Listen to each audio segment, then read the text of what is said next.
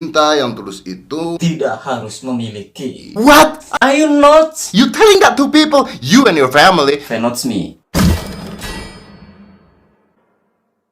Good day, smart people. Hari ini gue mau membahas tentang Kata-kata bijak yang biasanya dipakai, buat ngajarin kita, tapi sebenarnya bukan ngajarin kita, tapi hanya dipakai buat nenangin kita ketika kita kita nggak bisa ngapa-ngapain atau when we lose. So you're loser dan kita dikasih kata-kata bijak. untuk nenangin. Number one, hemat. Pangkal kaya. Berapa kali lu sering denger Kata-kata hemat pangkal kaya. lu nabung lu bakal kaya? Bullshit. Orang kaya bukan karena hemat. Gue kalau mau beli mobil harganya 1M, Gaji gue cuma 10 juta, terus gue nabung, sampai goblok. gue nggak akan kebeli tuh mobil. So no, Hemat bukan pangkal kaya. orang kaya bukan berhemat. Orang kaya itu Spend duitnya buat belanja. Mereka beli tas mahal, beli jam mahal, beli mobil mahal. bukan gara-gara hemat. Mereka beli barang-barang itu Gara-gara mereka nyari bisnis baru, cari tender. cari hal lain yang bisa dapetin duit. Misalnya kalau gue mau beli mobil, Harganya 4 miliar. gue harus mikir Gimana caranya gue dapetin? uang seperti itu. Bukan gimana caranya gue Gue hemat sampai 4 miliar. sampai gue kakek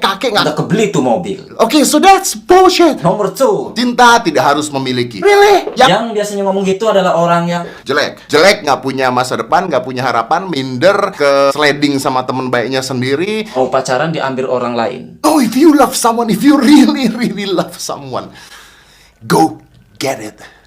I mean it. Number 3. Surga ada di bawah telapak kaki ibu. Maybe ya itu diajarkan supaya kita tuh sopan, Pada orang tua kita. terutama pada ibu kita. But the truth is, Tidak semua orang tua itu baik. tidak semua ibu itu baik. Lu baca berita kan? Kan tentang ibu yang buang anaknya. Ibu yang nggak ngurus anaknya. Banyak. Ibu yang ngurus anaknya Lalu anaknya dipakai buat nyari duit. buat mesin duit. Sampai mereka udah dewasa. Cari duit buat keluarganya. Hanya buat ibunya. Karena kalau anak itu kan nyari duit, Ibunya ngapa-ngapain? itu banyak banget. Oh my god, you don't know about that. It's a lot. Surga ada di bawah telapak kaki ibu. Well, yeah. Ibu yang seperti apa dulu? Number 4. Semua akan indah pada waktunya. No, that's not true. Semua akan indah pada waktunya. Enggak. Kalau awalnya sudah rusak, Lu terusin, diam, hancur. belakangnya hancur. Nggak indah. Ya, there is no such thing. Sesuatu yang nggak bener, Lalu indah pada waktunya. No. itu hanya mengatakan, Supaya lu tenang, nggak usah ketakutan. nggak usah khawatir, And then lihat aja nasib lu. That's why they say that. No. semua tidak akan indah pada waktunya. Ya, semua akan indah pada waktunya. Kalau Kalau lu ngerjain, lu ngeplan kalau lu ngerencanain, bahwa at the end have to be good. So you need to work it out, not just waiting. dan berkata semua akan indah pada waktunya. Because it is not.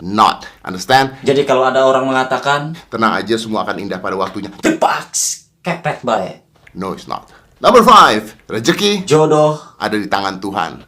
ini kalau gua bahas ya, Ya, tadi banyak komen yang mengatakan, wih itu bener om. karena rezeki dan jodoh itu ada di tangan Tuhan. Ya, Tuhan ngasih kita rezeki, Tuhan ngasih kita jodoh, but well, kita bisa milih ya. kalau kita nggak ngapa-ngapain, kalau Kita nggak kerja, kalau kita diam aja di rumah, ya Tuhan nggak ngasih lu apa-apa. like Tuhan akan diam juga ngeliatin lu. No.